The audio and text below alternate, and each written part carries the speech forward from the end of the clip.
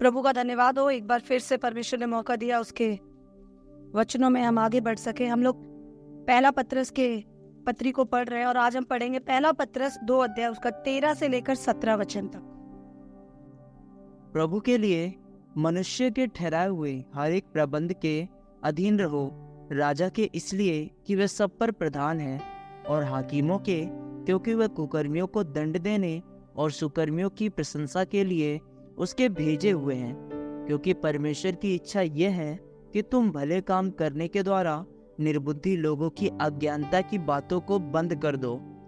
अपने आप को स्वतंत्र जानो, पर अपनी इस स्वतंत्रता को बुराई के लिए आड़ ना बनाओ, परंतु अपने आप को परमेश्वर के दास समझकर चलो।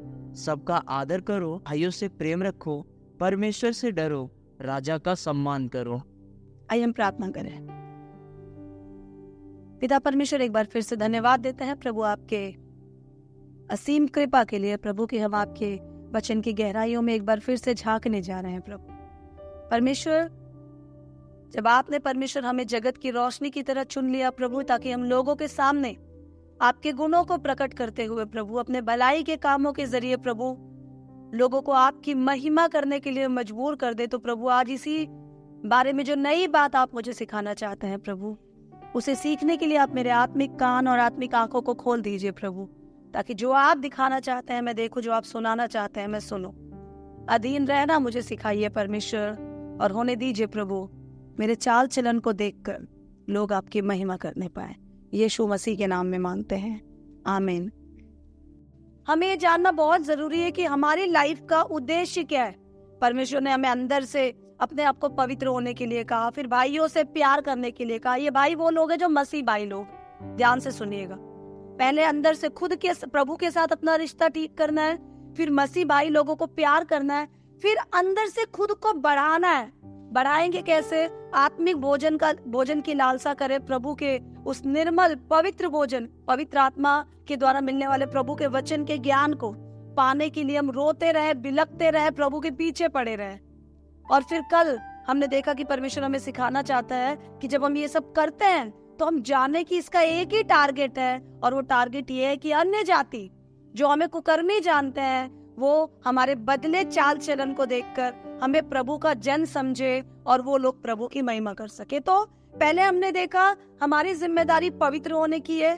पवित्र होने के बाद अपने भाई बहनों से, मसीह भाई बहनों से निष्कपट मिलावट रहित प्यार करने की है, और ये हम तभी कर सकते हैं जब वचन में बढ़ सकते हैं। खुद को वचन में बढ़ाने की है। और अब पत्रस एक नए एरिया में हमें ले जा रहा है, और पत्रस हमें सिखा रहा है कि ये सब करते वक्त ध्यान रखना अन्य जातियों के बीच में भी तुम्हारा एक टारगेट है, तुम्हारा एक उपयोग है। और उपयोग ये है कि लोग तुम्हें मसीह जाने, और जब लोग तुम्हें मसीह जाने तो तुम्हारे बदले चाल चलन को देखकर, तुम्हारे बदले स्वभाव को देखकर, तुम्हारे बदले रिएक्शंस को देखकर, आपके बदले एटीट्यूड को देखकर 12 वचन बताता है, उन्हीं के कारण कृपा दृष्टि के दिन वो लोग परमेश्वर की महिमा करे। वो लोग जो अंधकार में है, क्योंकि मसीह लोग तो करते ही हैं, पर वो लोग जो हमें अन्य जाति जानते थे, बुरा जानते थे, नशेड़ी जानते थे, चोर जानते थे, व्यभिचारी जानते थे, झगड़ालू जानते थे, घमंडी जानते थे, जलन करने वाला जानते थे, चुगली करने वाला जानते थे, जो हमें बुराई का पुतला जानते थे, वो लोग, अन्य जाति लोग, हमारे रिश्तेदार, हमारे परिवार, हमारे पड़ोसी, हमारे कामकाज के लोग, हम पढ़ाई करते हैं तो हमारे स्कूल या कॉलेज के लोग, हम जिस भी क्षेत्र में हैं, वहां के लोग जो प्रभु को नहीं जानते, वो लोग मेरे और आपके चाल चलन को देखकर प्रभु की महिमा कर। इसीलिए हम सबका मसीह होने के नाते एक उत्तरदायित्व है, एक जिम्मेदारी, और वो जिम्मेदारी ये है कि मैं अपने जीवन से लोगों को यीशु की कहानी को पढ़ाऊं। अगर एक विश्वासी, मैंने कल जब हमने लास्ट पोर्शन खत्म किया था तो हमने डिस्कस किया था, अगर कोई खुद को संत कहता है तो वो तभी संत कहे जब वो दूसरों को, अन्य जातियों को मजबूर कर देता है कि वो भी प्रभु की उपस्थिति पे विश्वास करे। अगर आपका कहीं होना आपके आसपास के लोगों को प्रभु के बारे में जानने के लिए मजबूर नहीं करता, तो हम अपने आप को प्रभु का संत नहीं कह सकते। संत वो है जो दूसरों को मसीह की ओर खींच लाए। अपने चाल चलन के जरिए, अपने स्वभाव के जरिए, अपने बदले हुए कैरेक्टर के जरिए। और आज अब पतरस हमें सिखा रहा है कि हम ऐसा कैसे कर सकते हैं, कैसे हम लोगों को, अन्य जातियों को, जहां हम काम करते हैं, हमारे बॉसेस को, हम जिस राज्य में उस राज्य के अधिकारियों को कैसे हम प्रभु की ओर खींच सकते हैं। तो हम पहला वचन पढ़ते हैं, 13वां वचन। प्रभु के लिए मनुष्यों के ठहराए हुए हर एक प्रबंध के अधीन रहो। प्रबंध का मतलब होता है, इंग्लिश में हम पढ़ेंगे अथॉरिटी। किसके लिए अधीन रहो? प्रभु के लिए। हम जो कुछ सहते हैं, जो कुछ करते हैं, जो कुछ हम गुजरते हैं, वो केवल और केवल प्रभु के लिए, बुराई के लिए नहीं, पाप के लिए नहीं। अगर हम इसी का 19 वचन पढ़े रेफरेंस के तौर पे, एक बार हम देखेंगे 19वां वचन। क्योंकि यदि कोई परमेश्वर का विचार करके अन्याय से दुख उठाता हुआ क्लेश सहता है तो ये सुहावना है। तो प्रभु के लिए हर अधिकारी के अधीन रहो, 13वां वचन बताता है। बुराई करके तो पहले भी तुम दुख उठा रहे थे, चोरी कर रहे थे, चोर कहला रहे थे, कुट पिट रहे थे, व्यभिचार कर रहे थे तो बदनाम हो रहे थे। अब हम जब खुद को मसीह में कहते हैं तो हम दुख उठाएंगे, लेकिन ये दुख हमारे पापों के कारण, बुराई के कारण नहीं होगा। ये दुख मसीह में रहने के कारण होगा। पढ़ेंगे इन डिटेल। ये मसीह में रहने के कारण उठाया जाने वाला दुख और सताव है। लेकिन ये दुख जब हम उठाते हैं तो उससे प्रभु की महिमा होती है। हम एक वचन देखेंगे, मत्ती रचित सुसमाचार, आप मेरे साथ निकाल सकते हैं। मत्ती रचित सुसमाचार 5 का 11, 10 का 22 और 24 का 9। आप साथ साथ पढ़ सकते हैं। धन्य हो तुम जब मनुष्य मेरे कारण तुम्हारी निंदा करे और सताए और झूठ बोल बोल कर तुम्हारे विरोध में सब प्रकार की बुरी बात कहे।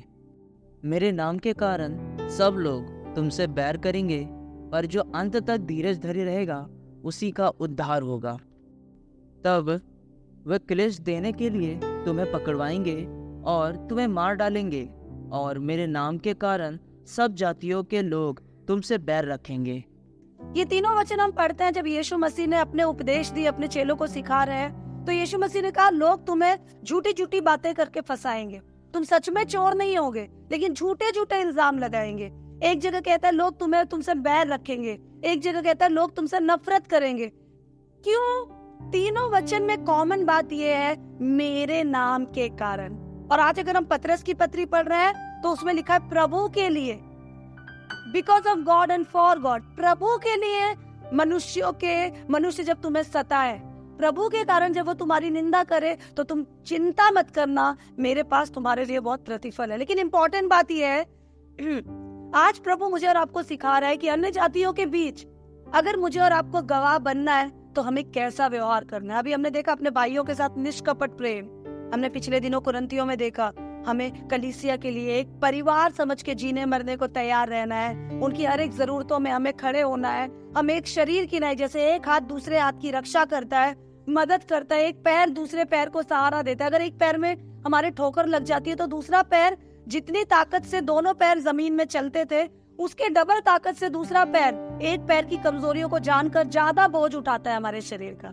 हमारे शरीर का पूरा बोझ एक पैर उठाता है ताकि दूसरे पैर को ताकत थोड़ी कम लगे, वो दर्द कम झेले। तो अभी तक हम सीख रहे थे कि हमें मसीह भाइयों के साथ, कलीसिया के साथ कैसा व्यवहार करना है। इनके साथ हमें प्रभु का प्रेम प्रकट करना है। लेकिन जो प्रभु को नहीं जानते, उनके साथ हम क्या करें कि वो लोग हमारे चाल चलन को देखकर प्रभु को जाने। तो यहाँ पर 3-4 कैटेगरीज, 3-4 तरह के लोगों के साथ, 3-4 तरह के ही लोग हमें पूरे संसार में मिलेंगे जो अन्य जाति हैं। उनके साथ हमें कैसा व्यवहार करना है, कैसे हम प्रभु के गवाह बन सकते हैं, कैसे वो मुझे और आपको देखकर प्रभु की महिमा कर सकते हैं। अन्य जाति, बार बार मैं आपको बता रही हूँ, मसीह भाइयों के लिए नहीं है ये, हम मसीह लोग अन्य जातियों में कैसा व्यवहार करें उसके बारे में। तो 13 वचन सबसे पहले बताता है, इसके लिए हमारे लिए जरूरी है कि हम मनुष्यों के ठहराए हुए हर एक प्रबंध अर्थात अधिकारी और अधिकार के अधीन रहें। राजा के इसलिए कि वो सब पे प्रधान है, हाकिम के क्योंकि वो कुकर्मियों को दंड देने और सुकर्मियों की प्रशंसा के लिए भेजे हुए हैं। प्रभु बताता है, तुम ये चाहते हो कि तुम्हारे मेरे नाम को लेकर जब तुम लोगों के बीच जाओ और लोग तुम्हारे जीवन को पढ़ के मेरी ओर खिंचाए, तो तुम एक चीज सीख लेना, तुम अधिकारों और अधिकारियों के अधीन रहना सीख लेना।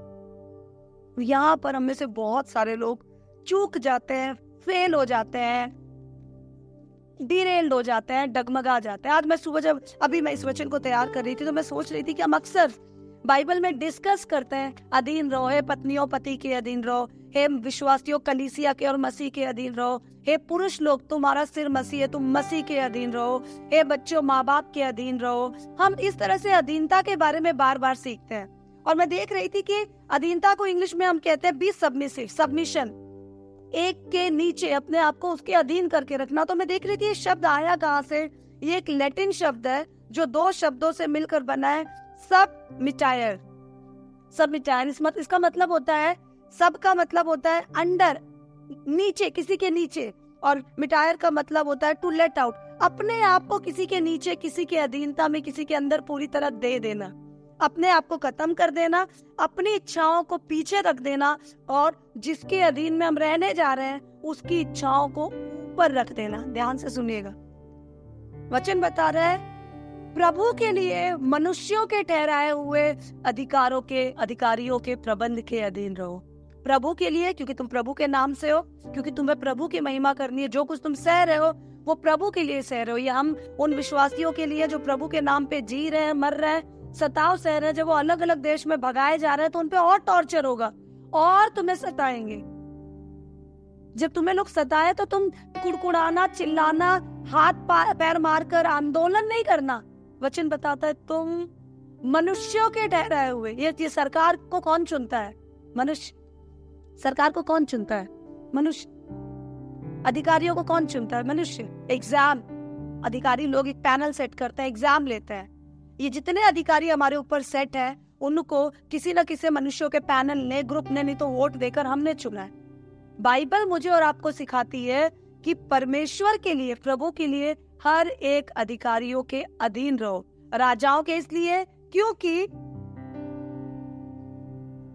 वे सब प्रधान है, और हाकिम मतलब जजेस, न्याय करने वालों के इसलिए क्योंकि उन्हें परमेश्वर ने ठहराया न्याय, वो जो बुरे लोगों को दंड देने के लिए और सही लोगों को छोड़ने के लिए उनको अधिकार दिया गया। मुझे ऐसा लगता है कि ये बात परमेश्वर को मुझे और आपको सिखानी पड़ी, क्योंकि 2000 साल, 2055 साल, 56 साल बाद आज मुझे और आपको प्रभु देख रहा था कि हम बहुत दुचित्ते मन के हैं, हम बहुत दोहरे चाल चलन के हैं। हम खुद को मसीह का तो कहते हैं और हम ये भी इच्छा रखते हैं कि मेरे आस पड़ोस प्रभु की ओर आ जाए, मेरे अन्य जाति रिश्तेदार प्रभु की ओर आ जाए, मेरे राज्य के लोग। हम लोग अक्सर प्रार्थना करते हैं, हे प्रभु मैं अपने प्रधानमंत्री के लिए प्रार्थना करती हूँ, मैं अपने मुख्यमंत्री के लिए प्रार्थना करती हूँ, मैं अपने थाने के एसएचओ के लिए प्रार्थना करती हूँ, मैं अपने प्रधानों के लिए प्रार्थना करती हूँ जो मेरे समाज के हैं। परमेश्वर मेरे आसपास जो विधायक है मैं उनके लिए प्रार्थना करती हूँ, जो म्यूनिसिपैलिटी के कॉर्पोरेटर है उनके लिए प्रार्थना करती हूँ। हम प्रार्थना तो करते हैं, पर प्रभु आज मुझे और आपको सिखाना चाह रहा है कि केवल प्रार्थना करने से आपका दायित्व पूरा नहीं हो जाता। प्रार्थना के अलावा कुछ और भी काम है जो आपको करना है। आपको अपने चाल चलन से, आपको अपने व्यवहार से, आपको अपनी अधीनता से उनको ये बात दिखाना है, सिखाना है कि परिस्थितियां आपके अंदर की मसीहियत को आपसे अलग नहीं कर सकती। दबाव और सताव, टेंशन्स, प्रेशर हमें प्रभु से अलग नहीं कर सकती, क्योंकि बहुत प्रेशर से हमने प्रभु को अपने अंदर लिया है। इसलिए बाइबल बताती है कि हर एक जन अपने जो अधिकार उन्हें मिला है उनके अधीन रहे। ये बात हम सुनते हैं तो हम कहते हैं हाँ मैं अधीन तो हूं, मैं क्या गलत कर रहा हूँ, मैं तो जाकर किसी राजा या किसी अधिकारी या किसी मिनिस्टर को मारने की प्लानिंग तो कर नहीं रहा हूँ। अधीन रहने का मतलब है पूरी तरह से अपनी मैं को, अपने आप को कम कर देना और जो नियम उन्होंने बनाए हैं उन नियमों के अधीन रहना। जब एक पति कहता है अपनी पत्नी को कि तुम मेरे अधीन रहो, तो उसका मतलब है जो मैं कह रहा हूँ उससे ऊपर तुम मत चलना, जो मैं बोल रहा हूँ उससे ऊपर तुम मत जाना। जो सीमाएं मैंने घर में खींच दी, मैंने कह दिया ये रिश्तेदार के घर में नहीं आएगा, तुम मेरे अधीन हो तो तुम मेरी बातों को रखोगे। अगर हम अपने अधिकारियों के, अपने देश में जो हमारे अधिकारी है उनके अधीन है तो हम उनकी बातों को रखेंगे, ना केवल अपने चाल चलन में बल्कि अपनी बुद्धि में और अपने सोच विचारों में भी। क्योंकि अधीनता, मसीह के लोगों की अधीनता डर के मारे मानने के बारे में नहीं है। मसीह के लोगों की अधीनता इस बारे में है कि हम मन से भी इस बात को स्वीकार करते हैं कि नहीं, मैं इसके अगेंस्ट नहीं जाऊंगा, चाहे कुछ भी हो जाए। हम आएंगे, इसमें बहुत सारे क्वेश्चंस आपके माइंड में आ रहे होंगे, बहुत सारे गलत रूल्स बनते हैं, हम क्या करें, हम आएंगे उस पे। हाँ, हम मैं छोटे छोटे एग्जाम्पल देती हूँ हम कैसे अधीनता से बाहर आ जाते हैं। हाँ, हम मसीह लोग हैं, यहाँ बैठ के हम प्रभु की बातें कर रहे हैं, बहुत सारी बातें संसार में चल रही है। कुछ सरकार ने नियम बना दिए जो नियम गलत है, जो नियम सही नहीं है। हम यहाँ बैठ के हम कुछ कर नहीं रहे हैं, हम बैठ के कुड़कुड़ाना शुरू करते। सरकार को, प्रधानमंत्री को ऐसा नहीं करना चाहिए था, चीफ मिनिस्टर को ऐसा नहीं करना चाहिए था, बहुत बुरा आदमी है, मैं तो मानूंगा ही नहीं, मैं तो देखूंगा ही नहीं, मैं तो करूंगा ही नहीं। पहले फाइन 100 रुपया था रेड लाइट तोड़ने का, अब 500 हो गया, मैं तो दूंगा ही नहीं। ये लूटने के लिए नियम बना रखे, जो नियमों कानूनों के खिलाफ हम कुड़कुड़ाते हैं, हम अधिकारियों के खिलाफ कुड़कुड़ाते हैं, हम नहीं कुड़कुड़ा सकते। अगर कोई ना दिखा, रेड लाइट अगर सामने है, हम पूरी कोशिश करते हैं हम रेड लाइट तोड़े और आगे निकल जाए।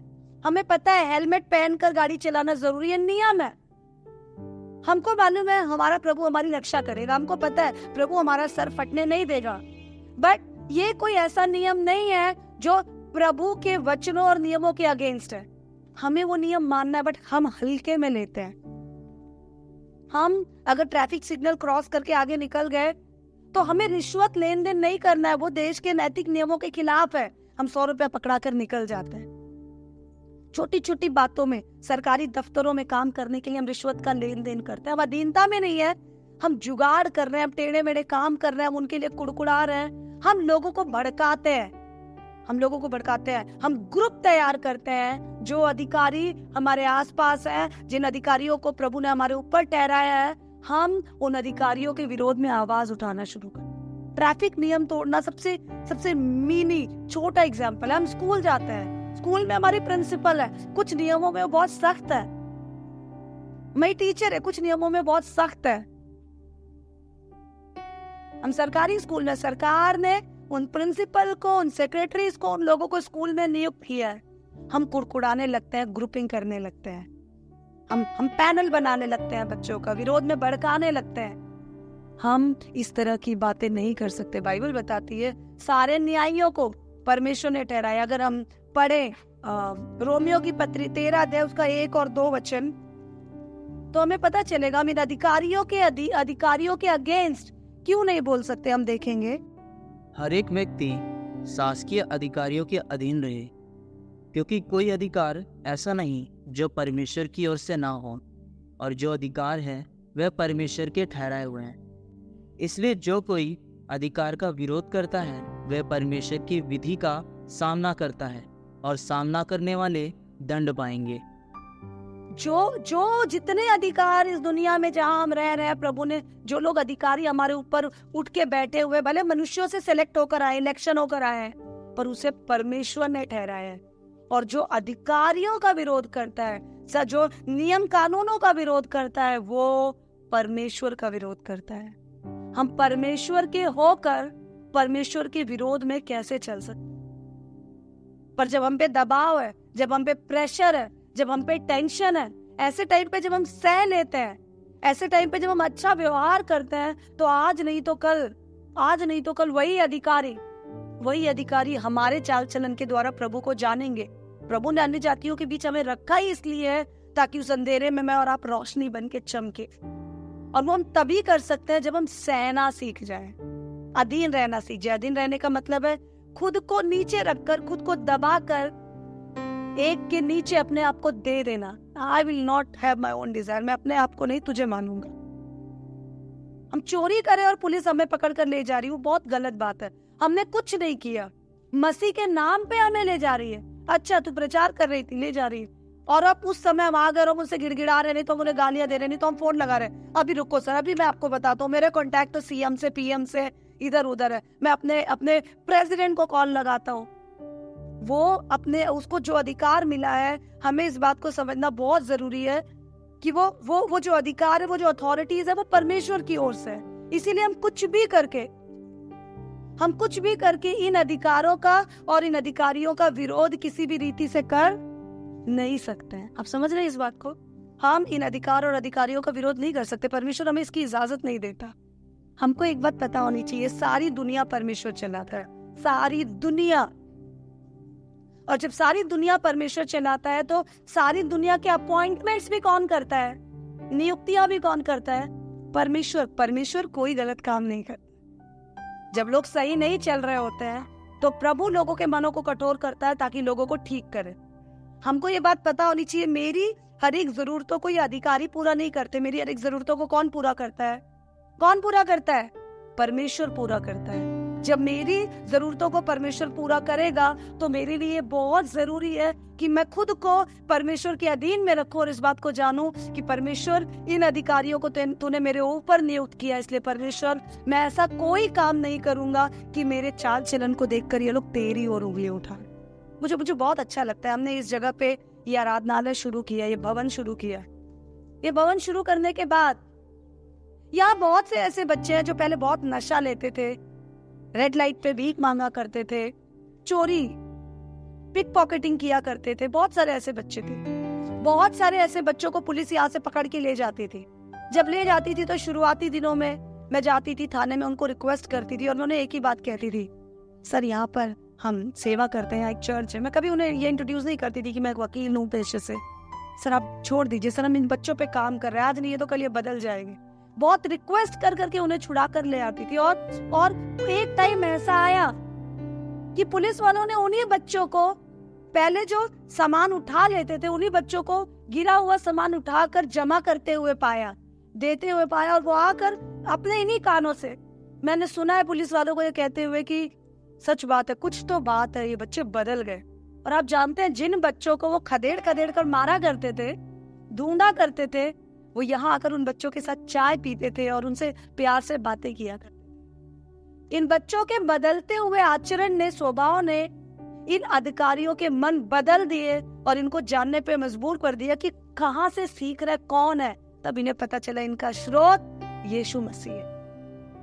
हम अपनी अधीनता से अंधेरे में रहने वाले लोगों का मन बदल सकते हैं, पर अगर वो नहीं भी बदलते तो हम अधीनता में इसलिए रहे। हमने रोमियो में अभी पढ़ा, क्योंकि सारे अधिकार परमेश्वर की ओर से आते हैं। जब हम अधिकारियों के अधीन रहते हैं तो हम किसके अधीन रहते हैं? परमेश्वर के अधीन रहते हैं। तो अगर हम ये चाहते हैं कि मेरी रोशनी अन्य जातियों पर चमके, अगर हम ये चाहते हैं तो हमारे लिए बहुत जरूरी है कि इस बात को जाने कि अन्य जातियों के सामने क्या मैं अपने उस अधीनता को और अपने उस साइलेंस को प्रकट कर रहा हूं। हाँ, किन बातों में अधीन नहीं रहना या नहीं मानना, जब उनके नियम कुछ ऐसे हों जो परमेश्वर के नियम से विरोध है। जैसे मत्ती 28 अध्याय उसका 19-20 वचन बताता है, जाओ सुसमाचार का प्रचार करो। हमारे अधिकारी ये नियम बनाते हैं कि नहीं, तुम सुसमाचार का प्रचार नहीं करोगे। ये नियम परमेश्वर के नियम को काटते हैं। हम ऐसे नियम को नहीं मानेंगे, हम उनका विरोध नहीं करेंगे, लेकिन हम प्रचार करेंगे, क्योंकि अधिकारियों का भी अधिकारी हमारा परमेश्वर। लेकिन अधिकारियों के द्वारा बनाए गए वो नियम जो परमेश्वर के नियम को नहीं काटते हैं, उन नियमों में 100% सबमिसिव होना हमारे लिए बहुत जरूरी। तो अन्य जातियों के बीच जब हम अधिकारियों के अधीन रहते हैं तो हम प्रभु की महिमा करते हैं। इसलिए हमें बहुत जरूरी है हम उनके खिलाफ कुड़कुड़ाए ना, ग्रुपिंग ना करें, आंदोलन ना करें। जब वो सताए तो हम अधीन रहे। अधीन रहने वाला बंदा अपने आप को पूरी तरह समर्पित कर देता है, वो आवाज नहीं उठाता, कुड़कुड़ाता नहीं है। दूसरी चीज, ये पहला मैंने बताया था ना, प्रभु तरीके बता रहा है कि कैसे तुम उन अंधेरों के बीच रोशनी की तरह रहोगे। दूसरी चीज 17 वचन बताता है, हम एक बार पढ़ेंगे। अपने आप को स्वतंत्र जानो, पर अपनी इस स्वतंत्रता को बुराई के लिए आड़ ना बनाओ, परंतु अपने आप को परमेश्वर के दास समझकर चलो। सबका आदर करो, भाइयों से प्रेम रखो, परमेश्वर से डरो, राजा का सम्मान करो। पहली चीज, जो अधिकारी तुम्हारे आसपास है उन अधिकारियों के तुम अधीन रहो। अधीन रहते वक्त ध्यान रखना, बुराई करके सजा मत पाना। मसीह के नाम से, हमने मत्ती में से पढ़ा, मत्ती 5 का 11, 10 का 22, 24 का 9, यीशु मसीह ने कहा, मेरे नाम के कारण, प्रभु के नाम के प्रचार के अलावा और कोई दोष तुम में ना पाया जाए। पीते हुए मत पकड़े जाओ, प्रचार करते हुए पकड़े जाओ ना। मारते हुए मत पकड़े जाओ, दुआ करते हुए पाए जाओ ना। जब इस कारण तुम्हें सताए, कुड़कुड़ाना नहीं, अधीन रहना। इस बात को याद रखना कि परमेश्वर ने तुम्हें परमेश्वर ने तुम्हें उनके अधीन रखा है, क्योंकि प्रभु अपनी रोशनी को तुम्हारे द्वारा उनके अंदर प्रकट करना चाहता है। परमेश्वर प्रत्यक्ष में आकर बात नहीं करता लोगों से, अन्य जातियों से। मैं और आप परमेश्वर की मशाल है, और समझ रहे हैं, हम जितना जलते जाएंगे वो उतना रोशन होता जाएगा। उसके बाद सेकेंड चीज, हम लोगों के साथ कैसा व्यवहार करें।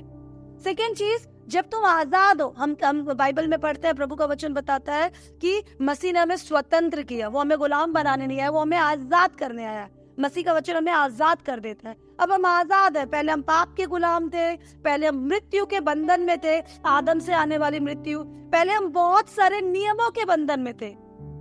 हमें लगता था इतवार ये नहीं खाना चाहिए, गुरुवार ये नहीं खाना चाहिए, शनिवार ये नहीं खाना चाहिए, सोमवार यहाँ नहीं जाना चाहिए थे। बहुत से रीति रिवाजों के बहुत सारे बंधन में थे।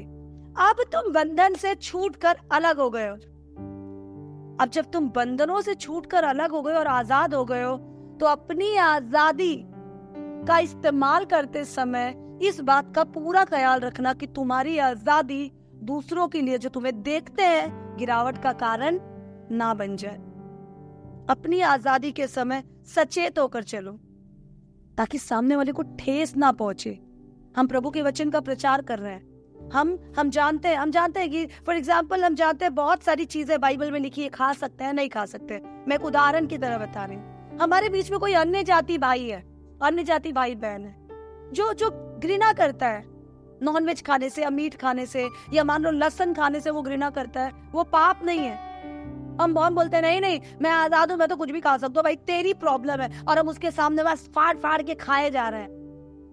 उसका दिल दुखेगा, उसके दिल को ठोकर लगेगी। हम उसे बता सकते हैं हर चीज की आजादी, पर उसको ये पता चलना चाहिए कि हम प्रभु के, हम आजाद है, लेकिन हम अपने प्रभु के प्रेम में इतने बंधे हुए हैं कि उसको तकलीफ ना हो, हम ऐसा कोई काम नहीं करेंगे।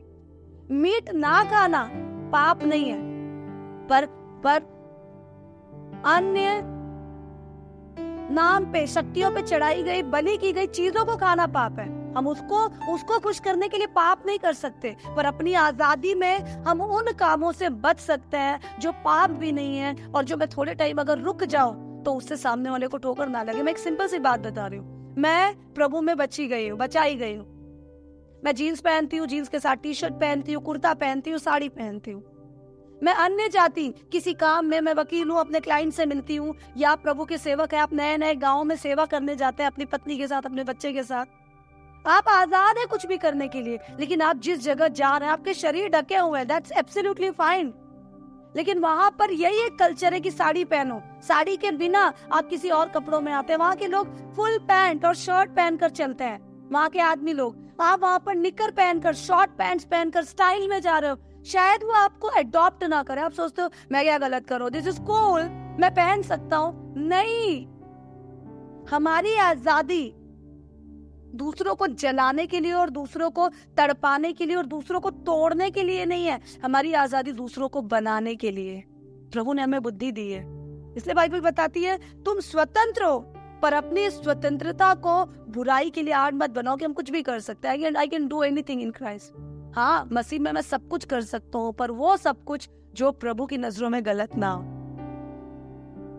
हमें बहुत सोच समझ कर चलना है। हम आजाद है घमंड करने के लिए नहीं, हम आजाद है डींगे मारने के लिए नहीं, हम आजाद है प्रभु के प्रेम को प्रकट करने के लिए। लेकिन हम आजाद है पिछली बुराइयों से, रीतियों के बंधन से, उस पाप से, उस डर से, उस घबराहट से। पर हमारी आजादी दूसरों के लिए दुख का कारण नहीं होनी चाहिए। हमारे पड़ोस में किसी की डेथ हो गई है, या हमारे पड़ोस में कुछ बहुत बुरा हो गया, दुर्घटना हो गई, मुझे कोई दुख नहीं है, मैं तो मसीह में आनंदित हूँ। हम कर सकते हैं, हम आजाद है खुश रहने के लिए। खुदा का शुक्र है कि खुदा ने मुझे और आपको उस दुख से निकाला है। पर बाइबल बताती है दुखी इन लोगों के साथ दुखी हो, ताकि हमारे प्रेम के तरीके को देखकर वो लोग सोचेंगे अरे ये कुछ भी कर सकता है, पर ये बहन मेरे लिए देखो ये नहीं खाती है, देखो ये मेरी ये बहन को पता है मेरे यहाँ ये सब नहीं चलता, तो ये कितना ख्याल रखती है इन चीजों को।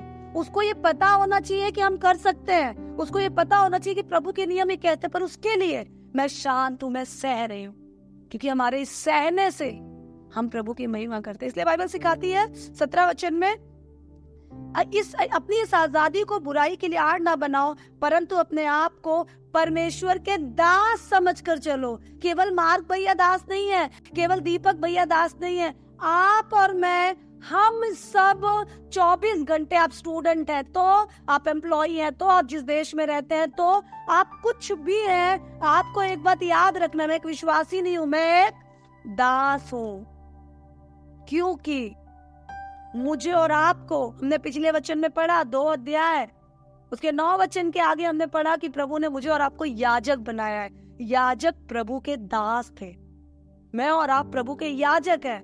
याजकों की ड्यूटी थी कि वो लोगों को माफी दिलाने के कामों को करे, मंदिर की रखवाली करे। मैं और आप प्रभु की भवन की रखवाली करने वाले हैं। मैं और आप लोगों को पाप क्षमा के लिए, माफी के लिए मजबूर करने वाले हैं। मैं और आप उनकी माफी के लिए प्रभु की और उनके बीच खड़े होकर उनके लिए दुआएं करने वाले हैं, उनको प्रभु की ओर खींच कर लेकर आने वाले हैं। याजक लोगों के लहू को, जो बलिदान के लहू लोग लेकर आते थे, उस लहू को महायाजक के पास ले जाते थे। हमारी ड्यूटी है हम लोगों के जीवनों को जाने, परखे, समझे, उनको हम यीशु मसीह के सामने लेकर आए। पर हम तब लाएंगे जब हम पहले रस्सी की नाई उनके जीवन में कूद पड़ेंगे, और वो हम तब कूदेंगे जब अपनी मैं को भूलकर परमेश्वर के, अपने अधिकारियों के अधीन रहे, और हम इस बात को जाने कि मेरी आजादी दूसरों को बर्बाद करने के लिए, बड़ा बनने के लिए नहीं है। बहुत सारे लोग ऐसा करते हैं, नहीं, मुझे नहीं फर्क पड़ता, मैं ऐसा कुछ नहीं करती। शांत रहें, अधीन रहें, चुप रहें,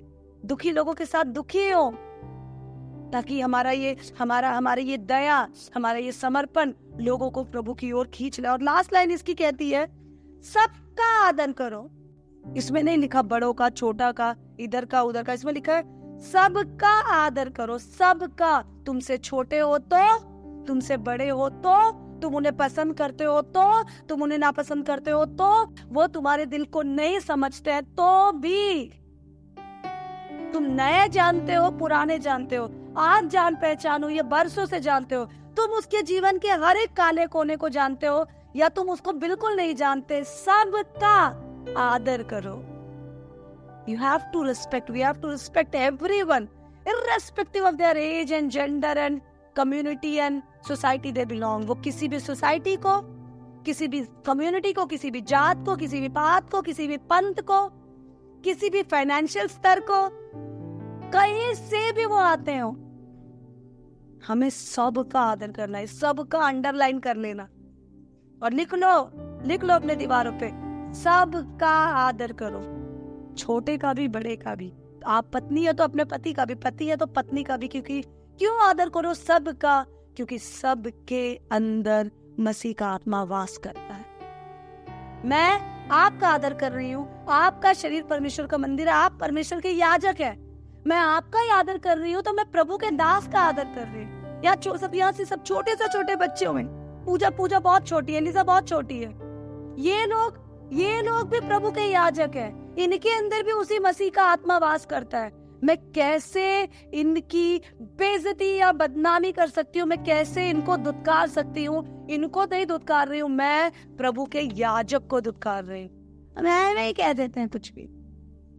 हमारी इसी चाल चलन के कारण हम जो मसीह के लिए दीपक बनने के लिए, रोशनी बनने के लिए इस्तेमाल हुआ है, अपने इसी भेदभाव के आदर के कारण हम लोगों के लिए ठोकर का कारण बन जाते हैं। प्रभु का वचन बताता है सबका आदर करो, भाइयों से प्रेम रखो। भाइयों मींस भाइयों बहनों, सब मसीह भाइयों से प्रेम रखो, परमेश्वर से डरो, राजा का सम्मान करो। डरो किसी और से नहीं, राजा से डरो नहीं लिखा, अपने अधिकारियों से डरो नहीं लिखा, न्यायों से और जजेस से, कोर्ट कचहरी से डरो नहीं लिखा। उनके अधीन रहो, क्योंकि प्रभु ने सबको अधिकार दिया है। उनका विरोध करते हो तो प्रभु का विरोध करते हो।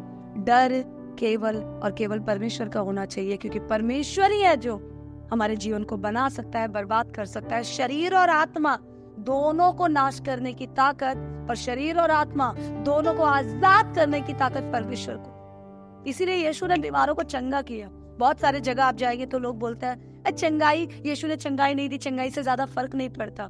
चंगाई से फर्क नहीं पड़ता तो अपने 3.5 साल की सेवकाई में खून बहने की बीमारी, लकवे की बीमारी, अंधा, लैंगड़ा, गूंगा, कोबर और बहुत सारे ऐसी बीमारियों को यीशु ने चंगा क्यों किया? क्योंकि यीशु बताना चाहता था कि तेरे शरीर पे भी, तेरी आत्मा पे भी मेरा अधिकार है, तू मुझे दे, मैं इसे संभालूंगा।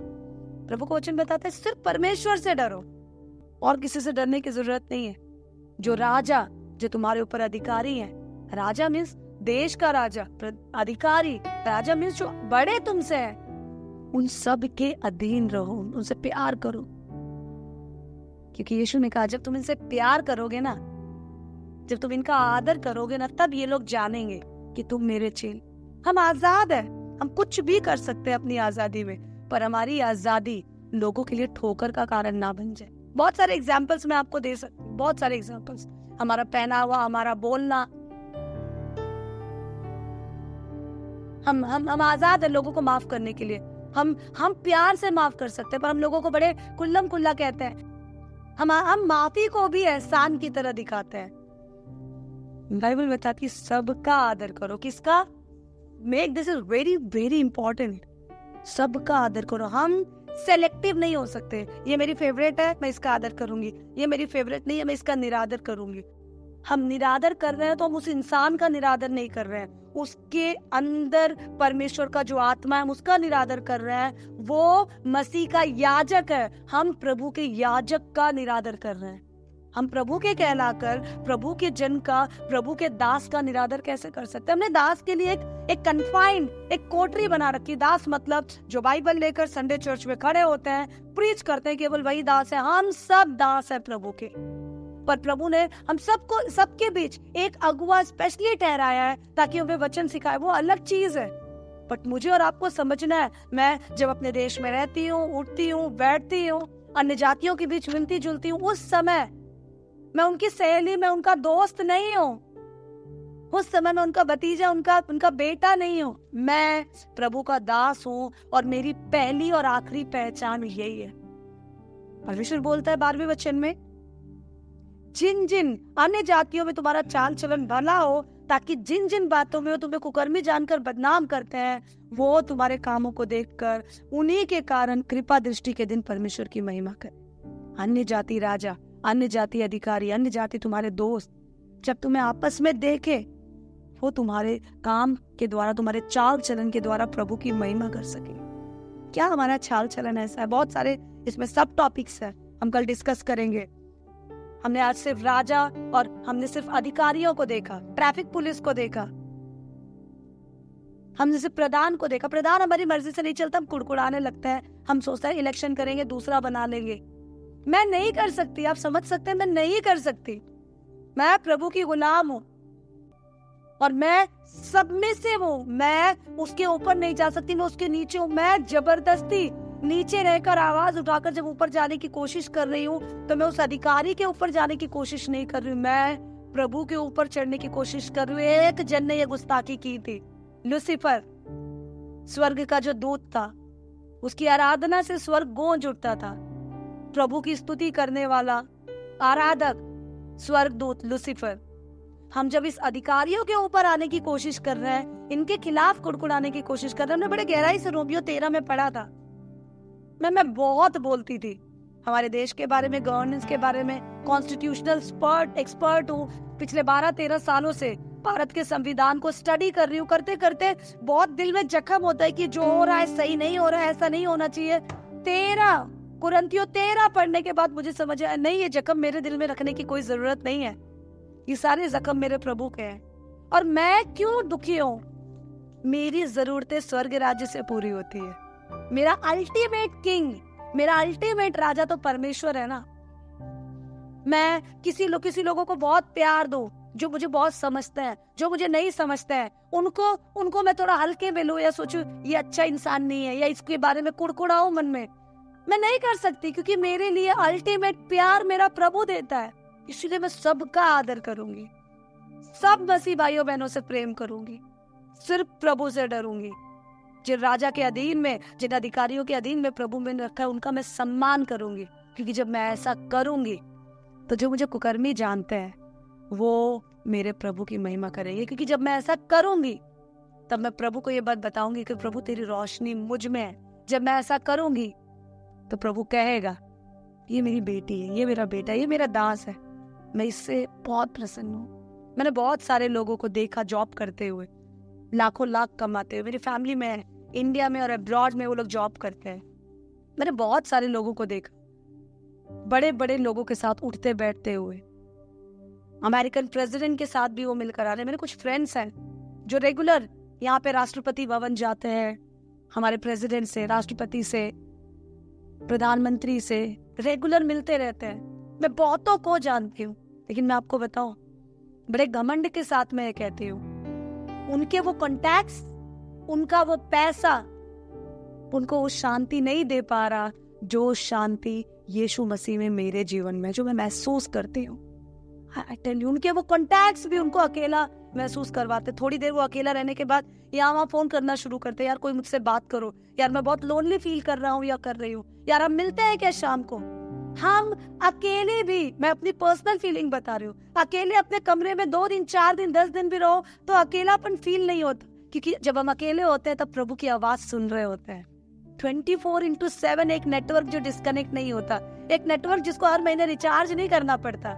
मेरा फोन हर महीने 1-2 दिन के लिए बंद हो जाता है, बहुत बिल आने के कारण मैंने सिम को कन्वर्ट करा लिया, बिलिंग से उसको मैंने प्रीपेड करा लिया, हर महीने बंद हो जाता है, क्योंकि जैसे ही उसकी डेट पूरी होती है वो कॉल रिसीव इनकमिंग और आउटगोइंग वो बंद कर देता है, इंटरनेट नहीं आता, कुछ नहीं आता। मैं बस सोचती हूँ प्रभु ने मुझसे कोई रिचार्ज नहीं मांगा और वो मुझसे हर टाइम कनेक्ट रहता है, कोई फीस नहीं लेता हो और कोई मंथली पैक नहीं है, life time free validity, 24 hours free connection, data limit कोई लिमिट ही नहीं है।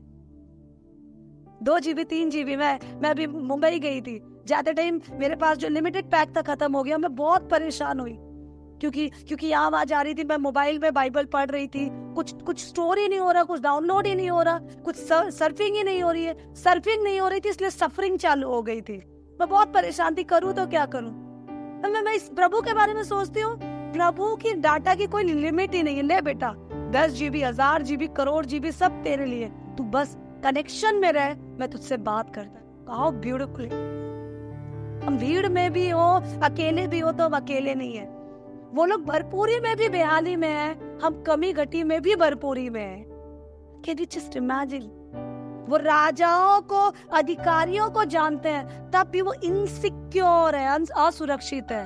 हम पर्सनली केवल और केवल और केवल और केवल और केवल जीवित परमेश्वर को जानते हैं और हमें लगता है मेरे साथ यहोवा है तो मुझे डरने की क्या जरूरत है, मेरी सारी लड़ाई उसकी है और यहोवा ने मुझे कहा तू चुपचाप रह, मैं तेरे लिए लड़ूंगा। खुदा ने मुझे आश्वासन दिया, मैं तेरे साथ हूँ तो तेरा विरोधी कौन हो सकता है। यहोवा तेरे साथ है तो तेरा विरोधी कौन हो सकता है। यशाया की पत्री बताती है, जितने हथियार, हम अधिकारियों से क्यों डरते हैं?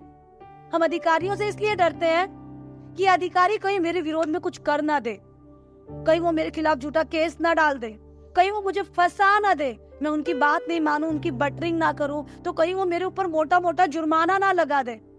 प्रभु का वचन बताता है, जितने हथियार तेरे विरोध में बने, कोई भी तुझ पे प्रबल ना होगा। Can you just imagine?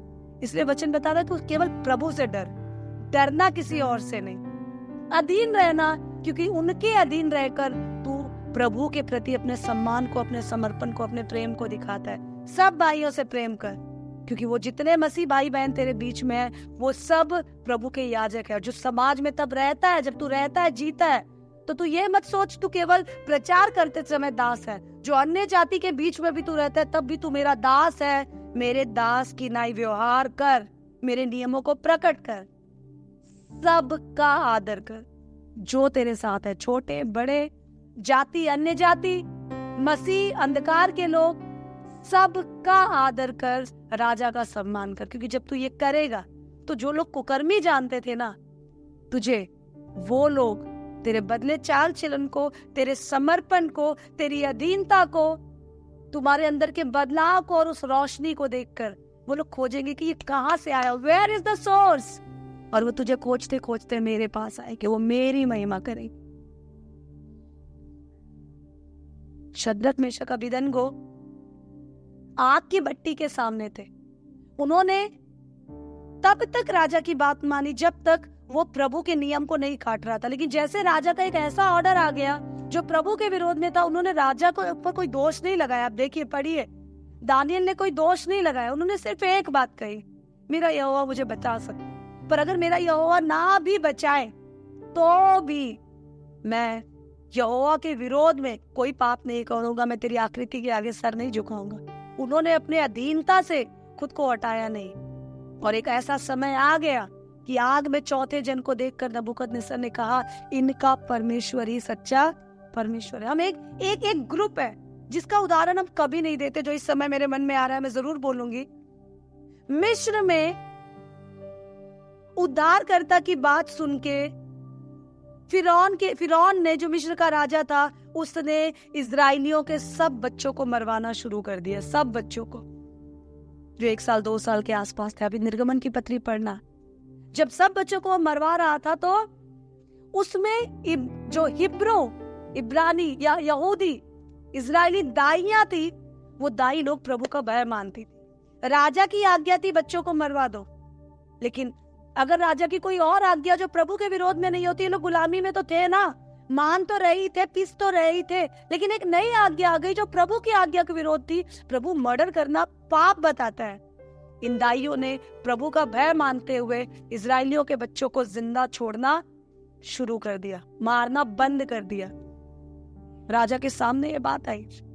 राजा ने बुलाया, दाइयों तुमने क्यों नहीं माना? ये दाई अधीनता में थी मिस्र के राजा के, फिरौन के, लेकिन ये नियम में थी, प्रभु के डर में थी। प्रभु के जो दिख रहा था उस राजा से ये नहीं डरी, पर जो नहीं दिख रहा, गुलामी में, आप सोचो गुलामी में प्रभु दिख नहीं रहा, सुन नहीं रहा, अच्छे से अच्छा टूट जाएगा, पर ये प्रभु में इतनी पक्की थी, प्रभु का डर इतना इनके ऊपर था कि राजा से नहीं डरी। राजा के सामने राजा ने बोला, मैंने सुना कि तुम दाई लोग बच्चों को जिंदा छोड़ देती हो, क्या करे राजा जी?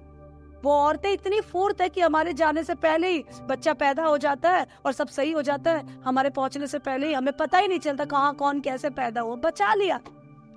प्रभु का भय हमें पाप से बचा लेता। इसलिए पत्री मुझे और आपको 17 वचन में सिखाती है, भय में रहना है तो प्रभु के रहो। और फाइनली ये प्रभु के भय में रही, उसका फल देखो, इनके छुटकारे का। राजकुमार मूसा इन्हीं के सामने पैदा हो गया और वो इन्हें बचा ले गए। प्रभु का भय मुझे और आपको बचाव की ओर ले जाता। समझ रहे हैं आप मेरी बात को? इसलिए आज प्रभु का वचन मुझे और आपको सिखाता है, हम अन्य जातियों के बीच रोशनी बनने के लिए आए। कैसे रोशनी बनेंगे?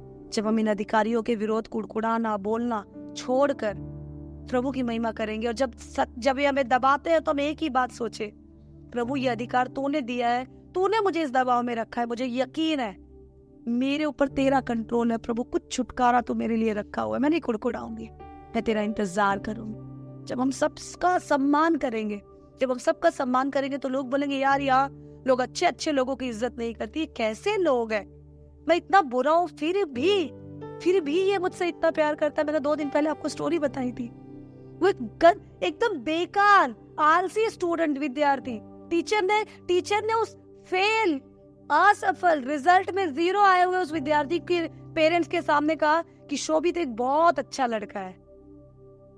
फेल विद्यार्थी को भी इज्जत देना।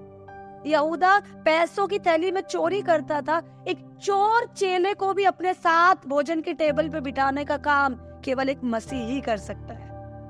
क्या हम सबको इज्जत दे सकते हैं? उनके चाल चलन को साइड में रखकर, भूलकर सबको छोटे बड़े? क्या हम प्रभु के भय में रह सकते हैं? क्या हम अपने भाइयों से प्रेम कर सकते हैं ये जानकर कि वो प्रभु के दास है, वो याजक है और मैं याजक का अपमान नहीं कर सकता? मार डाला जाए जो प्रभु के सेवकों को मारे। हम प्रभु के सेवक होकर, खुद को प्रभु का कहलाकर, प्रभु के सेवकों को जो हमारे बीच सब है, हम याजकों का अपमान करते हैं। We cannot do that।